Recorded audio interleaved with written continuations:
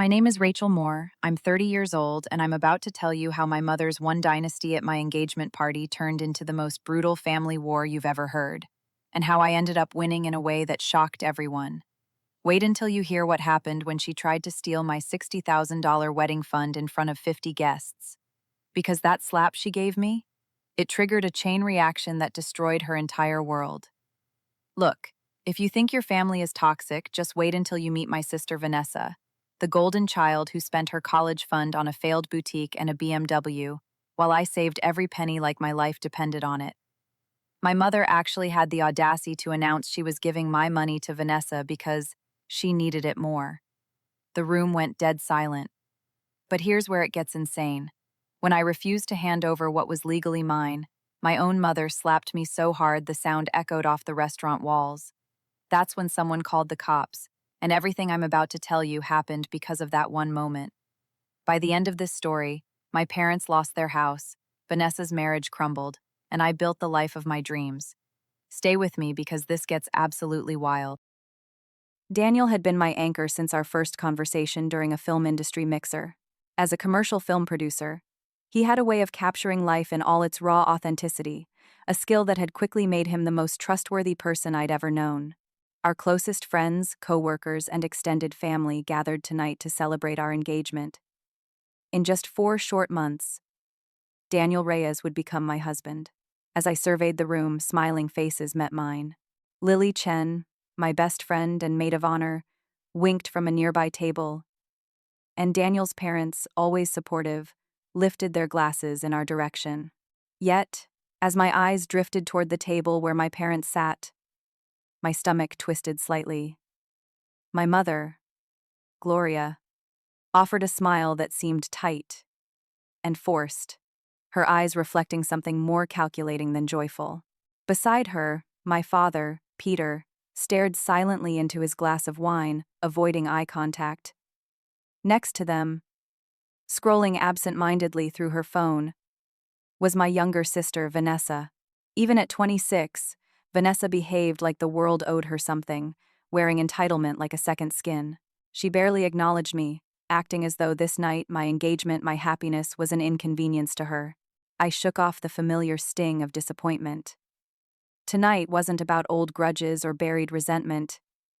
It was about Daniel and me. About moving forward. Suddenly, Gloria stood lightly tapping her wine glass with a silver spoon. A gentle ringing echoed through the restaurant, silencing conversations and drawing attention to her poised figure at the center table. The guests turned toward her expectantly, and for a moment I allowed myself to feel hopeful. Maybe tonight would be different. Maybe finally, she'd say something that healed instead of hurt. "Can I have everyone's attention?" Gloria began, her voice carrying clearly through the hushed room. "First, let me congratulate my beautiful daughter Rachel and her fiancé Daniel. I wish you both a marriage filled with love, joy, and endless happiness." Polite applause rippled through the crowd. Daniel squeezed my hand reassuringly under the table, and I leaned into his touch, grateful. But my mother's next words sliced through the warmth with precision. "However, I have another announcement," Gloria continued, her tone colder, more deliberate. "After careful consideration, Peter and I have decided that the $60,000 we set aside for Rachel's wedding will instead go to her sister Vanessa." An icy silence blanketed the room. I blinked, certain I must have misunderstood. A quiet laugh escaped my lips as I glanced around, expecting someone else to laugh with me at the absurdity, but nobody did. "That's funny, Mom," I said hesitantly, trying to keep my voice light. "But we both know that money is already mine. You can't just give it away." Gloria's eyes hardened, her voice turning sharply dismissive. "This isn't a joke, Rachel. Vanessa is getting married soon after you, and she clearly needs the funds more urgently." Heat rushed to my cheeks as disbelief turned quickly to anger. "Mom, we've been through this. That money was transferred into my personal account years ago. Daniel and I have already budgeted every penny. Our wedding. Our future home. You can't just take it back." Vanessa suddenly stood, nearly knocking over her chair, as she glared at me across the table. "Stop being so selfish, Rachel," she snapped. "You knew I needed help months ago. but you've never once offered to share. I met her gaze head-on, my voice steady. I've planned carefully, Vanessa. You had the same amount and blew through it recklessly. I'm not responsible for your bad decisions. Gloria's face flushed crimson with anger. Your sister lives simply, she hissed, her voice quivering with barely contained fury. Her fiancé is struggling to build something for their future. You've always had more. I've always worked harder. I fired back immediately, refusing to shrink under her glare. I planned, saved, and acted responsibly. I'm sorry, but I'm not handing over my future to clean up Vanessa's mess. Gloria stepped forward swiftly, closing the space between us in a heartbeat. Before I realized what was happening, her hand whipped through the air, landing sharply against my cheek. The brutal sound echoed off the restaurant walls, freezing every guest in stunned silence. My head snapped to the side, cheek throbbing, tears stinging the corners of my eyes, not from physical pain alone, but from shock and betrayal. The silence stretched painfully long as I slowly turned my face back to meet her eyes, my voice trembling with emotion, but steady enough to be clear. You don't get to hit me just because I refused you. A sharp intake of breath broke the silence from somewhere nearby. Then a quiet voice behind me, urgent and clear, spoke softly into a phone. Yes. Police. Please. There's been an assault at the Garden Room Bistro. As distant sirens began to wail toward us, Daniel's grip on my hand tightened protectively. Vanessa's eyes widened for once, registering shock rather than entitlement. My father stood frozen, eyes cast downward, offering no comfort, no defense. Gloria, suddenly pale and shaken, stepped back, realizing too late what she had done. Within minutes, the restaurant doors opened, revealing 2 uniformed officers scanning the stunned room. The lead officer approached me carefully, his voice gentle, yet professional. Miss? Are you the one who was assaulted?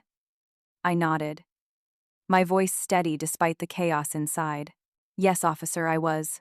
The quiet murmur surround the restaurant grew, whispers of disbelief mingling with sympathy. The officers turned toward Gloria, who tried to protest weakly, insisting it was just family business. But the law didn't see it that way. Not tonight. As the officers escorted Gloria out into the cool evening air, handcuffed and humiliated, I knew this was just the beginning. But for the first time, despite the throbbing in my cheek, I felt something else, a deep, powerful determination. I wouldn't be the silent victim anymore. Tonight, everything had changed. Tonight, I decided to fight back. As the restaurant slowly emptied, Daniel guided me gently toward the exit, his arm wrapped securely around my shoulder, shielding me from curious, sympathetic gazes. We walked quietly into the cool night air, leaving the place that was supposed to mark a joyful beginning, now tainted by humiliation and heartbreak. Later that night, after icing my swollen cheek, I lay awake beside Daniel, my mind replaying the painful scene over and over. This betrayal wasn't new. It was simply a darker, more visible eruption of a family dynamic I'd always tried to ignore. My mother, Gloria Moore, had always been fiercely protective, but only of Vanessa. Vanessa was 4 years younger than me, the eternal baby of the family. Ever since we were children, she could do no wrong in my parents' eyes. Even when her choices cost everyone dearly, they rushed to shield her from consequences. At 17, my parents established separate funds for both of us, $60,000 each, intended to support our education and life goals. But while I viewed mine as a precious foundation to carefully build upon, Vanessa saw hers as endless fuel for impulsive desires. I remembered the day clearly when I gained full control of my fund at 19. I was cautious, investing wisely and preserving the majority for major life milestones, determined never to rely solely on others. After attending a public university on a partial scholarship, I allowed the fund to quietly grow, always mindful of the future. Vanessa took a different path. She chose an expensive private university, not for academic rigor, but for its glamorous image. Less than 3 years later, she dropped out, bored and restless. Instead of reevaluating, Vanessa plunged her remaining funds into an ill-advised boutique startup. She hosted extravagant launch parties, paid for influencers, and spent lavishly on branding without any clear business plan. Predictably, it failed spectacularly, leaving her nothing but debt and an expensive car, a bitter reminder of wasted potential. Yet, my parents never blamed Vanessa. Instead, they praised her courage and ambition, offering endless emotional and financial support, while quietly resenting me for my stability and success. I could still hear Gloria's words clearly. Vanessa needs guidance and love, Rachel. You never needed anything. I brushed away a tear, feeling Daniel's comforting presence beside me in bed. You awake? He murmured softly. Yeah, I whispered back. Just thinking. Want to talk about it? I sighed deeply, turning toward him, finding reassurance in his steady eyes. It's just I don't understand why they resent me so much for being responsible. It's like they think I'm heartless because I don't break down. Don't ask them for anything. Daniel gently touched my cheek, his fingertips tracing the edges of my bruise. You're strong, Rachel. They fear that strength because they can't control it. His words settled somewhere deep within me, bringing clarity. Maybe Daniel was right. Maybe this resentment wasn't about money or Vanessa's mistakes. Maybe it was about control, about my unwillingness to bend to their expectations. A few weeks passed quietly, but the tension never eased. Gloria had been released on bail, but there had been no apologies or efforts to reconcile. My father, Peter, remained stubbornly silent, refusing to take sides, or rather, silently choosing Vanessa by default. Then, one afternoon, as I returned from work, I saw an envelope in my mailbox marked with a stern-look logo. Holland and Sutter Associates, attorneys at law. My hands trembled as I tore it open, reading the words with growing disbelief. My own parents were suing me for control of the $60,000 that legally belonged to me. At first, the lawsuit felt absurd, laughable even. But beneath the absurdity lay a bitter truth. They would rather drag me through court than admit Vanessa had failed. It wasn't about justice. It was about pride, favoritism, and control. Determined to protect what was rightfully mine, I immediately contacted a sharp attorney named Tasha Green. Tasha had an imposing reputation in Silvergate for fighting fiercely for her clients. During our first meeting, she carefully reviewed my financial documents before confidently setting them aside. They have nothing, Rachel, she said calmly. This money was gifted to you with no restrictions. Their lawsuit is intimidation. Pure and simple. Then why bother with all this? I asked, frustration bleeding into my voice. Tasha looked at me knowingly, because when control fails, manipulation begins. They're hoping you'll fold under pressure. The first preliminary hearing was painful, but clarifying. Vanessa stood smugly, confidently, presenting a narrative in which I had betrayed the family by hoarding funds meant to support education alone. But Tasha was prepared. Calmly, firmly, she questioned Vanessa about her own spending habits. Miss Moore, Tasha began, her voice measured. Is it true you use the majority of your fund for purposes other than education? Vanessa hesitated, eyes narrowing in irritation. Not all of it. In fact, Tasha pressed. You dropped out of college after 2.5 years and poured the rest into a boutique business and a luxury vehicle. Correct. Vanessa looked cornered. That's irrelevant, she snapped. On the contrary, Tasha responded calmly, turning toward the judge. It demonstrates clearly there were no strict conditions placed on these funds. The only difference is Rachel was responsible and Vanessa wasn't. The judge raised an eyebrow thoughtfully, jotting down notes as the courtroom grew quiet. My parents exchanged tense glances, visibly uncomfortable. Vanessa sat back, lips pressed tightly together, shooting venomous looks toward me. The hearing ended with no immediate verdict, just a promise that more painful court dates lay ahead. But as I stepped out onto the courthouse steps, Daniel wrapped his arms securely around me, whispering softly, "You were incredible in there." My heart lifted slightly. For the first time, standing my ground felt empowering. It wasn't just about money. It was about self-respect, about refusing to shrink into the shadow of my family's favoritism and manipulation. Yet, as Daniel and I walked away from the courthouse together, I couldn't shake the uneasy feeling that this fight was far from over. Vanessa wasn't used to losing, and my parents weren't ready to let go of control. I knew them too well. They'd strike back in other ways, ways I wasn't yet prepared for. But whatever lay ahead, one thing had become crystal clear to me. I wouldn't back down. Not this time. Not ever again. In the weeks following that first court appearance, life settled into an uncomfortable rhythm. Each morning I woke up feeling drained before the day even began. Balancing my demanding job as a UI/UX designer with the constant barrage of legal paperwork was exhausting. Daniel was unwavering, but even his quiet strength couldn't erase the shadow my family cast over our lives. One afternoon, as I reviewed menus and floral arrangements for our wedding, my phone buzzed sharply. My cousin Jenna's name flashed across the screen. Jenna and I hadn't spoken in months. Not since the disastrous engagement party, but curiosity outweighed caution. "Hey, Jenna," I answered tentatively, expecting awkward pleasantries. "Rachel," she began slowly, sympathy evident in her tone. "I'm just calling to say, I'm so sorry about your wedding." My pulse quickened in confusion. "Sorry about what?" "Our wedding is still on." There was silence, then hesitant embarrassment in her voice. "Oh God. Rachel, you haven't heard?" My chest tightened painfully. "Heard what?" Jenna exhaled heavily. "Your mom called everyone," she said. "You and Daniel called it off, because he cheated on you." For a moment, my breath froze completely. "What? That's insane." "There's more," Jenna said regretfully. "She told people you're having some kind of emotional breakdown. Vanessa's been repeating it everywhere too."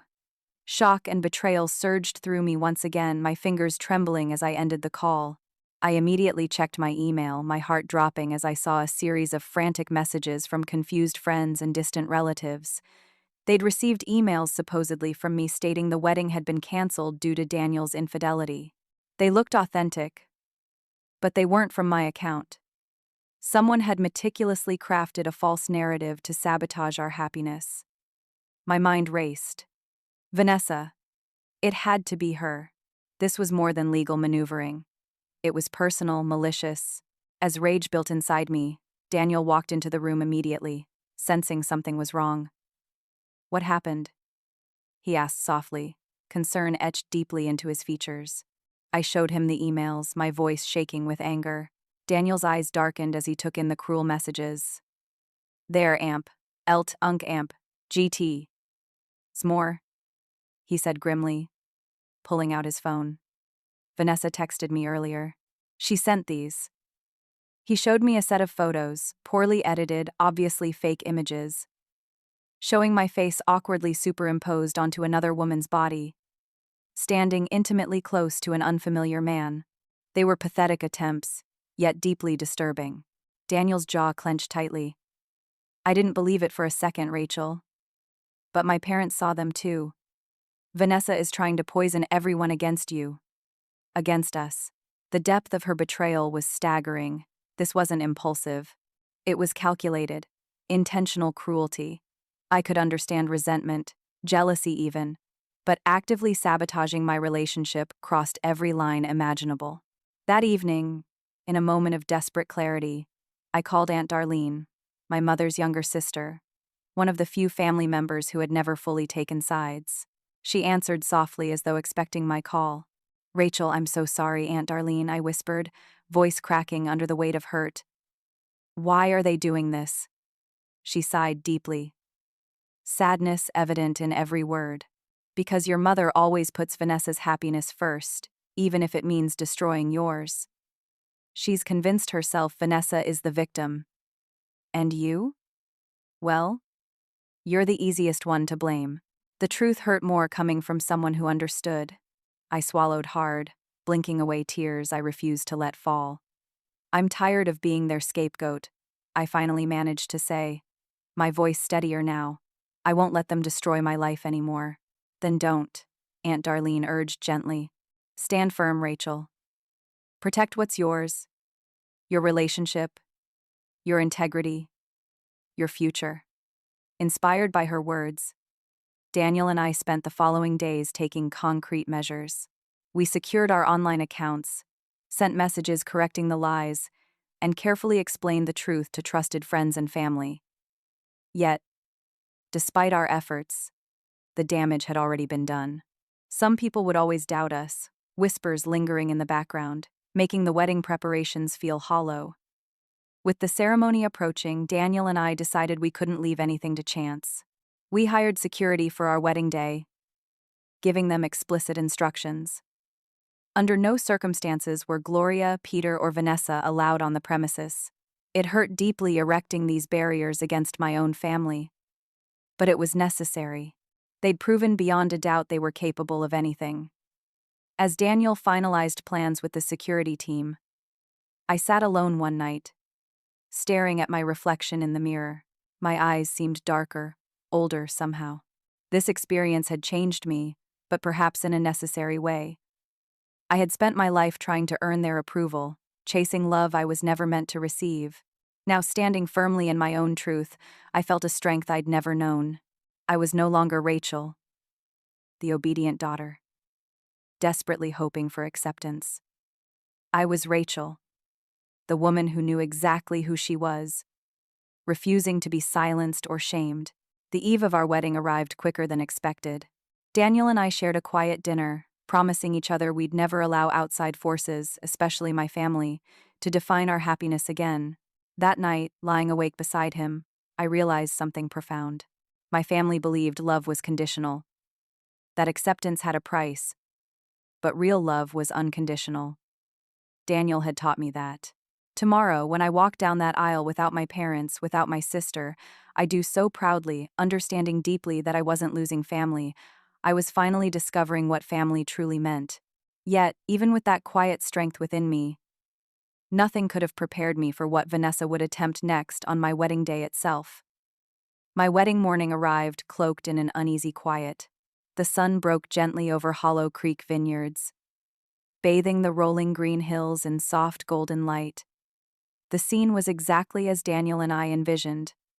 A picturesque outdoor ceremony under a delicate floral archway. Rows of white chairs awaiting our loved ones. Yet beneath the beautiful setting lurked tension and apprehension I couldn't fully shake. In the bridal suite, Lily helped me into my gown, her gentle chatter doing little to soothe my nerves. She smoothed my veil, smiling reassuringly. "Rachel, don't let them steal this from you. Today belongs to you and Daniel." I nodded silently, my heart still burdened by thoughts of my family's betrayal. How far would Vanessa go? Would my parents respect our boundaries, or would they again attempt to sabotage our happiness? As guests began arriving, the soft hum of conversations drifted toward us, mixing with the faint melodies from the string quartet playing in the distance. Lily excused herself briefly, leaving me alone to take a deep breath, hoping to steady my trembling hands. Then came a quiet knock at the suite door. I turned to see one of our hired security guards standing respectfully in the doorway. His expression was carefully neutral, but his tone hinted at something serious. "Miss Moore?" he began cautiously. "We've intercepted someone attempting to enter through a rear service gate." My pulse quickened, dread settling deep within me. "Who is it?" He hesitated slightly before answering. "It was your sister, Vanessa Moore." My heart sank. Even today, especially today, she couldn't resist. Was she alone? "Yes," he replied carefully. "But we checked her belongings. She had a large can of red paint concealed in a tote bag." The air caught sharply in my throat. Red paint to ruin my dress, the venue, everything we'd planned meticulously. Fury welled with grief inside me. The betrayal cut deeper than I'd imagined. "Would you like us to involve local authorities?" the guard asked calmly. "We can press charges immediately." For a long moment, I considered it. The thought of Vanessa facing legal consequences for her cruelty was tempting. But I remembered something Tasha had told me weeks earlier. Not every battle needs to be fought publicly. Sometimes the strongest victory is simply moving forward without them. I finally shook my head slowly. No, don't involve the police. Just remove her from the property and ensure she doesn't return. And double-check for my parents. They might still try something. He nodded respectfully, leaving quietly. I sank onto a nearby chair, struggling to contain my emotions. Lily returned moments later, instantly sensing my distress. Rachel. Her voice was gentle but urgent. What happened? Vanessa, I whispered bitterly. She tried to sabotage everything again. Red paint, Lily. She wanted to ruin my dress, my wedding, our entire day. Lily knelt beside me, squeezing my hand comfortingly. But she failed. Today is yours, Rachel. Don't let her steal even one more moment. Taking her words to heart, I stood, taking a deep breath, forcing the anger and pain back. Today was about Daniel and me, our love, our commitment, our future. I wouldn't let Vanessa's spite overshadow our joy. Moments later, my uncle, my father's younger brother, who had long disapproved of my parents' unfair treatment of me, arrived quietly to walk me down the aisle. Seeing him standing proudly at my side eased some of my sadness. As we stepped into the sunlight, I felt strength return to my heart. Knowing true family wasn't always determined by blood, but by genuine love and support. Guests turned to face me, their smiles warm and sincere. At the end of the aisle stood Daniel, his eyes locked onto mine, radiating calm strength and deep love. Every step closer felt like leaving behind the bitterness, shedding the weight of betrayal with each measured stride. We exchanged vows beneath the floral arch, speaking of loyalty, respect, and unconditional love. Words carrying even deeper meaning given everything we'd overcome together. As Daniel slipped the ring onto my finger, I felt the profound truth of the moment. I wasn't alone anymore. I had him, and together we could face anything. When the officiant declared us husband and wife, cheers erupted warmly around us. Genuine love and happiness flowed freely, a stark contrast to the cold bitterness that had marred the past few months. During the reception, guests danced and laughed, seemingly oblivious to the turmoil we endured. At one point, my Aunt Darlene approached, her embrace tight and meaningful. "I'm proud of you, Rachel," she whispered. "You stood your ground, and now you're free." Her words lingered long after the final toast had been made. As the evening drew to a close, Daniel and I slipped away quietly under the velvet sky. Rice scattered joyfully around us, thrown by friends who genuinely wished us happiness. Sitting in the car, Daniel took my hand, his eyes soft and sincere. "We made it," he said gently. I nodded, smiling softly for the first time in weeks. We did. Yet, even as we drove away, leaving the vineyard behind, I couldn't escape the reality that my family still hadn't learned. Vanessa's wedding was soon approaching, and I'd heard whispers already about extravagant plans, funded by debts my parents could barely afford. I wondered briefly if they'd ever recognize their own mistakes, or if pride would blind them forever. But tonight, those thoughts didn't matter. Tonight belonged solely to us. Little did I know, my family's desperate attempt to preserve Vanessa's image would soon backfire spectacularly, exposing truths they could no longer hide, and finally giving me the justice I so deeply deserved. Weeks after our wedding, Daniel and I settled into a small but charming apartment just outside Silvergate. With careful budgeting, the remainder of my wedding fund became a comfortable down payment, finally giving us a place we could truly call our own. It was modest, but it was ours. Built from determination, planning, and resilience, life slowly began to return to normal. Yet, the shadow of family conflict lingered. The bitterness hadn't faded, and the ache of betrayal still caught me off guard, especially during quiet moments. Holidays came and went without a single message from my parents or Vanessa. At first, their silence stung, reopening wounds I thought had healed. But gradually, a sense of peace began to replace the pain. One afternoon, while picking up groceries at a local market, I heard a familiar voice calling my name. Turning around, I saw my cousin Natalie waving warmly from across the aisle. I smiled, feeling a genuine warmth I hadn't felt from family in months. After a quick hug, Natalie hesitated briefly before saying, "Rachel, have you heard about Vanessa's wedding?" A wry smile tugged at my lips. "We haven't exactly been in touch." She lowered her voice, glancing around discreetly. "It's turned into a spectacle. Your parents took out a huge loan. It's at the Grand Oak Estate downtown. Super lavish gourmet chefs, designer dresses, champagne fountains. They're trying to make a point, I guess." I felt a brief pang of sadness. Not envy, but disappointment that my parents were still blind to reality. Natalie continued quietly. "But here's the thing. Not everyone is going. Quite a few family members declined the invitation after what they did to you. It's like people are finally seeing who Vanessa really is." For a moment, I felt vindicated. But then sadness settled back in. My parents were risking their financial security and reputation, all to perpetuate Vanessa's illusion of perfection. "They can't afford it," I murmured softly, almost to myself. "And Vanessa will never be grateful." Natalie squeezed my arm gently. "Rachel, you've done everything right. You were strong when most people would have broken. Whatever happens next isn't your responsibility." Her words stayed with me long after we parted ways. She was right. This was a path my parents chose willingly. Yet watching their decisions spiral out of control was still deeply unsettling. 2 weeks later, Vanessa's extravagant wedding made headlines, but not in the way my parents had hoped.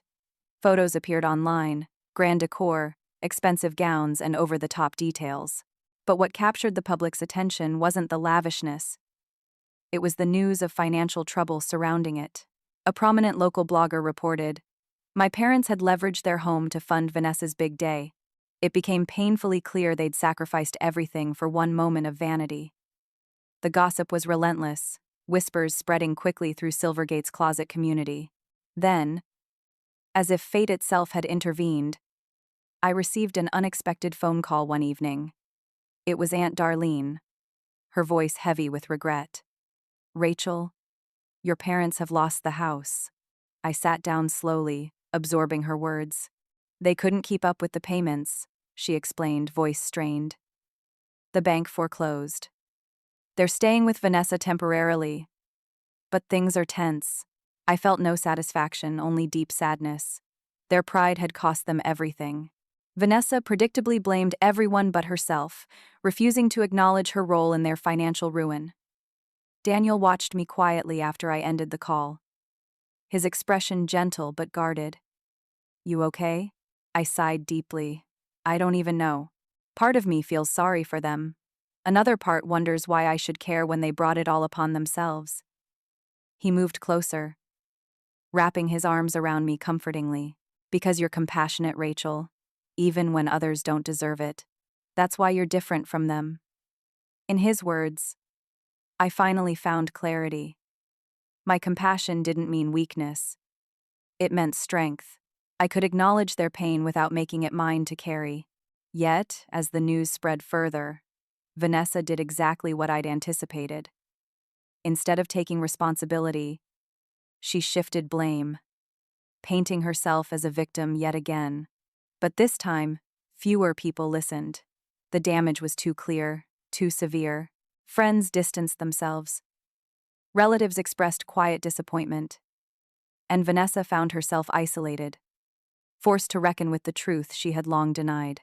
One evening, months later, while Daniel and I were preparing dinner, there was a quiet knock at our door. Opening it, I froze in surprise. My father stood there, older somehow, eyes tired and hollow. It was the first time he'd reached out since the engagement party. "Rachel," he said hesitantly, voice low and filled with regret. "Can we talk?" I considered turning him away. I owed him nothing. But instead I opened the door wider, inviting him in with a simple nod. Daniel quietly stepped aside, giving us space. My father sat heavily on the couch, eyes fixed downward.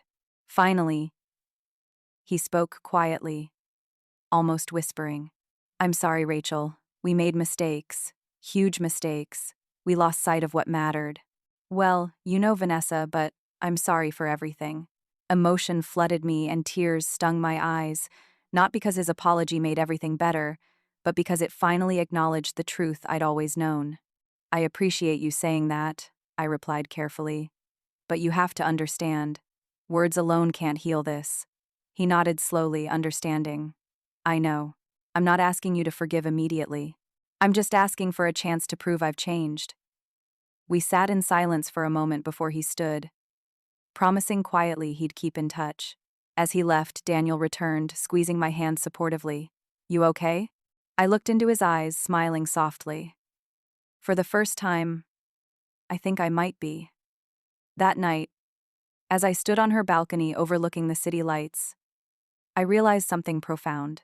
My parents' favoritism hadn't just hurt me. It had ultimately destroyed their family, their security, and their happiness. Vanessa's entitlement had been encouraged to the point of ruin. Yet, through the pain, I'd found clarity and peace. The $60,000 wedding fund hadn't merely bought us a home. It had secured our freedom. Freedom from manipulation, guilt, and toxic family dynamics. Freedom to build a life based on genuine love, respect, and mutual support. I turned back inside where Daniel waited quietly, his eyes gentle and patient.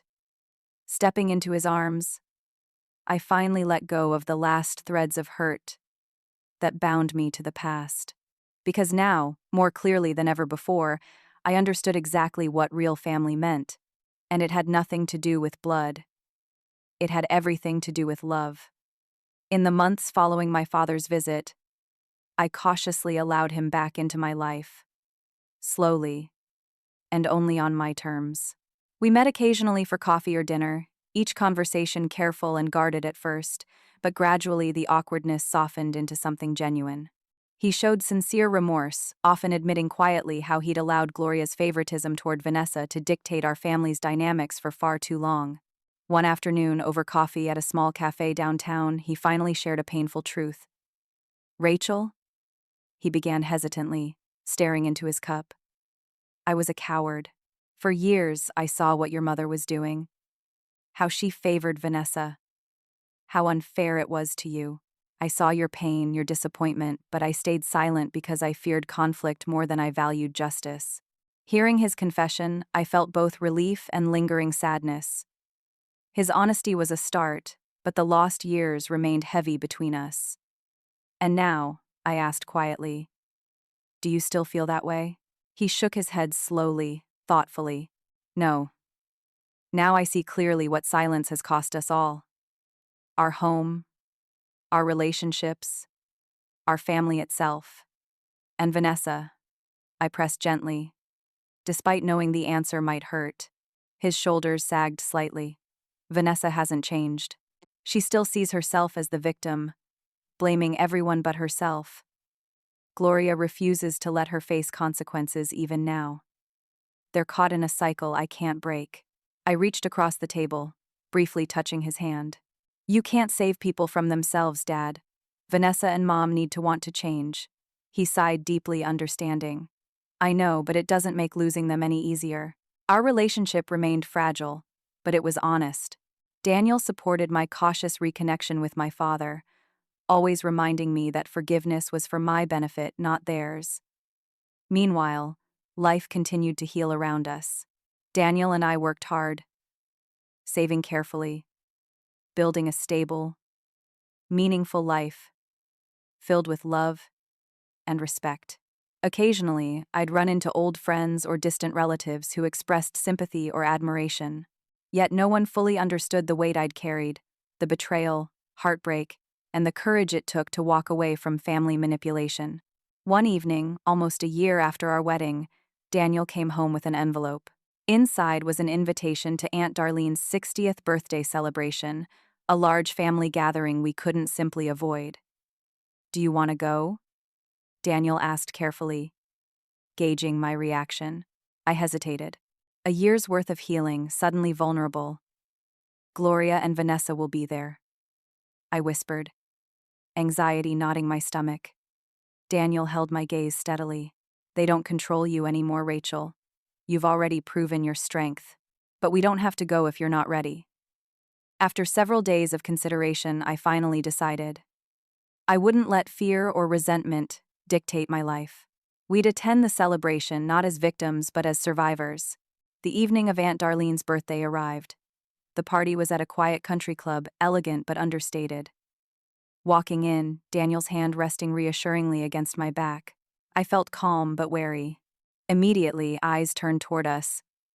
Curious, sympathetic, some openly admiring. I saw Gloria across the room, rigid and pale, pretending she hadn't noticed our arrival. Vanessa stood near her, visibly uncomfortable, barely acknowledging anyone who greeted her.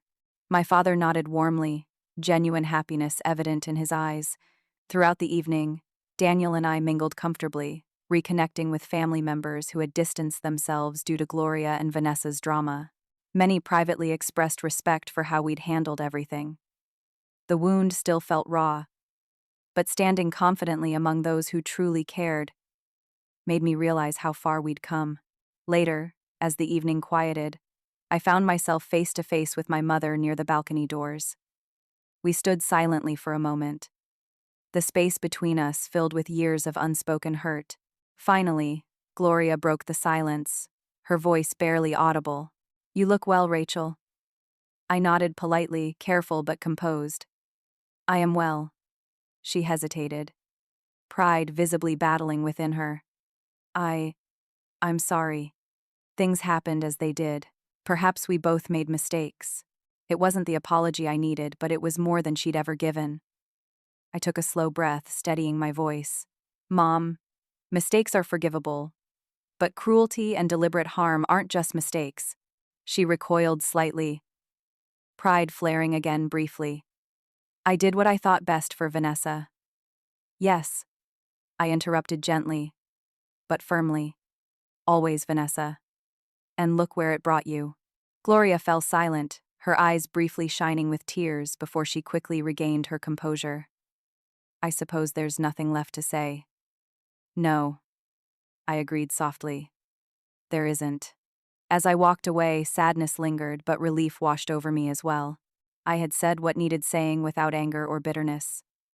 Simply truth. Outside on the terrace, Daniel found me, slipping his arm warmly around my waist. "How do you feel?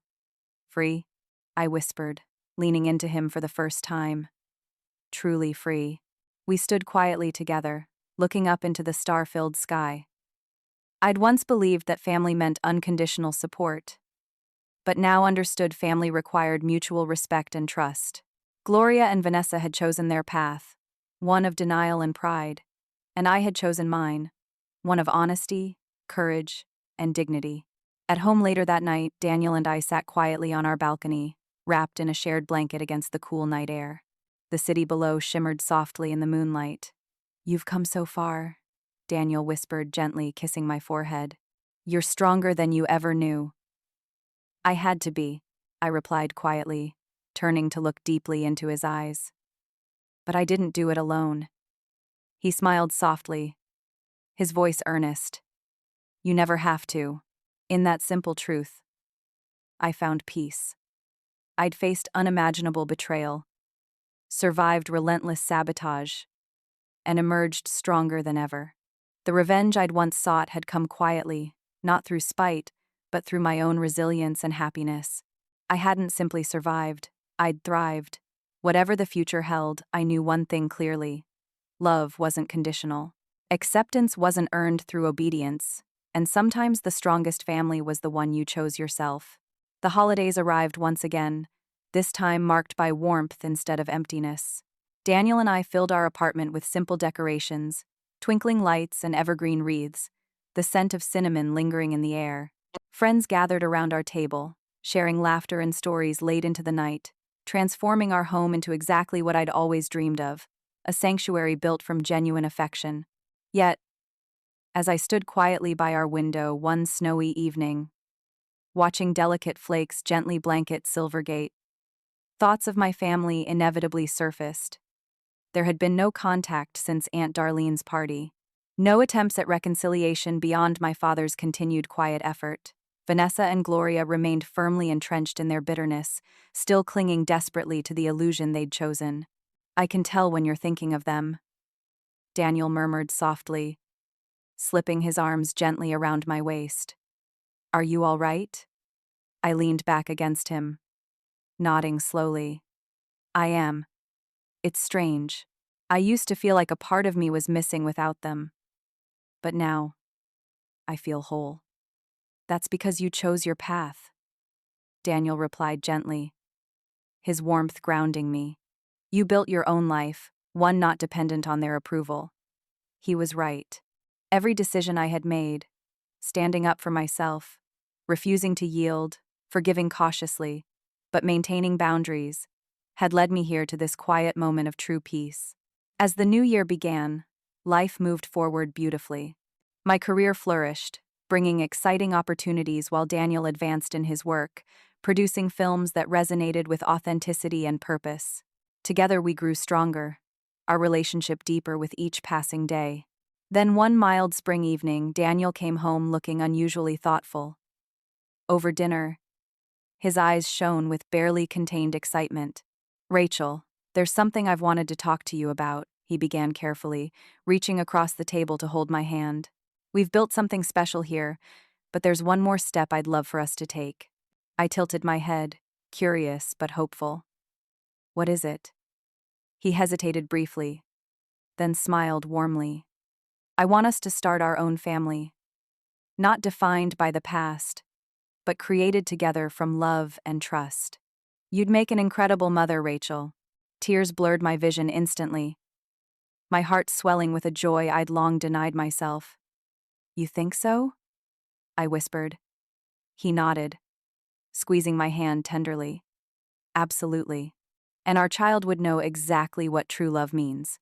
Unconditional, supportive, and free of conditions." Emotion overcame me. The family I had always craved, the one I'd never had, was finally within reach. Not through the relatives who had raised me, but through the partner who had stood unwaveringly at my side. A few months later, I found myself staring down at 2 pink lines on a pregnancy test, heart pounding with equal parts excitement and gratitude. Daniel's face lit up joyfully when I showed him, tears of happiness filling his eyes as he embraced me. Throughout my pregnancy, occasional pangs of longing for maternal advice or a supportive sister surfaced. But each time, friends filled the void, becoming a chosen family stronger than any I'd ever known. Lily eagerly threw a baby shower filled with laughter and kindness. Aunt Darlene quietly knitted tiny sweaters, and my father, still cautious but committed, offered quiet support, determined to prove he had truly changed. The day our daughter was born, the world shifted forever. Holding her tiny form gently against my chest, her soft breaths mingling with mine, I finally understood unconditional love. Pure, fierce, limitless. Daniel sat close beside me, his eyes bright with wonder as he carefully touched her tiny fingers. "What should we name her?" he whispered gently. I smiled softly, warmth flooding my heart. "Grace," I answered without hesitation, to remind us that true strength comes from compassion, not bitterness. In Grace, Daniel and I created something precious and uniquely ours. A legacy free from old wounds and family baggage. Our little family flourished, built upon values of respect, trust, and love we deliberately chose each day. Occasionally, news from Vanessa reached me. Her marriage strained under the weight of debt, her lifestyle no longer sustainable. Gloria stubbornly clung to denial while my father slowly rebuilt his life apart from them, learning humility through loss and redemption. Yet none of their choices define mine. The peace I found had come at a steep price, but it was worth every painful moment, every heartbreaking betrayal I'd overcome. One quiet afternoon, as Daniel and I watched Grace toddle happily across our apartment, laughter bubbling sweetly from her tiny mouth, he squeezed my hand softly. "Rachel," looking at Grace, "I finally understand something important." I glanced at him curiously, heart content. "What's that?" He smiled warmly, eyes filled with sincerity. Family isn't who shares your blood, it's who chooses to stay. To love you unconditionally, to respect your boundaries and celebrate your strength. His words settled deep within me, finally healing the last lingering pain from the past. I leaned into him, savoring the perfect, simple moment. Later that evening, as I sat quietly beside Grace's crib, watching her sleep peacefully, my phone lit up softly, displaying an unfamiliar number. Hesitantly, I answered Rachel. It was Vanessa's voice, subdued, uncertain. My pulse quickened, but I kept my voice steady. Yes. She hesitated, emotion evident beneath her pride. I'm sorry for everything. I don't expect forgiveness, but I needed to tell you. I paused carefully, absorbing the sincerity behind her shaky words. Thank you. I finally replied gently. But forgiveness takes time and actions. I understand, she whispered, voice trembling. I just wanted you to know I'm working on changing.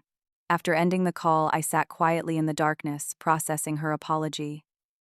Maybe people could change. Maybe Vanessa was sincere. But either way, her journey wasn't mine to control or carry. Stepping into our bedroom later, Daniel wrapped his arms around me gently, sensing my introspection. Everything all right? I nodded softly, smiling with quiet strength. Better than ever because I've learned something important tonight. He raised an eyebrow, curious. What's that? I smiled. Genuine peace filling my heart. My past doesn't define me, and my family isn't something I was born into. It's something we created. He smiled warmly, pulling me close. Then let's keep building it. And as I leaned into him, heart finally healed and whole. I understood exactly what victory truly meant. Not revenge, not bitterness, but freedom. Freedom to choose my path, to build a future defined by love, respect, and strength. And I had found exactly that.